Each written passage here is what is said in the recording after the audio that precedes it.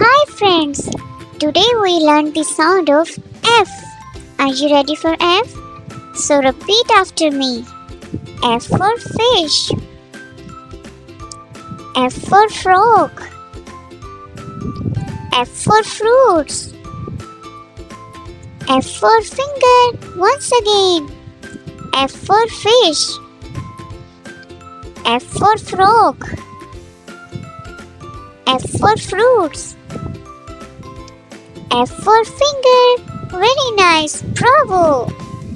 Dear kids, tomorrow I will bring the sound of G. Are you ready for G? So don't forget to subscribe and like my video. Thank you.